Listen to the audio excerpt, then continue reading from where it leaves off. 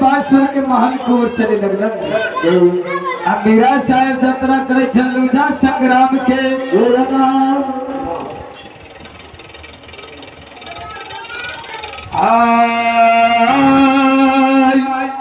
ओ पहिला जातारा बाकाए मीरा पाई हाय पहिला जातारा बाकाए मीरा पाई पहिला जातारा बाकाए मीरा पाई हाय पहिला जातारा बाकाए पिलारी माता काटी दे लई हो बोले पिलारी माता काटी दे लई हो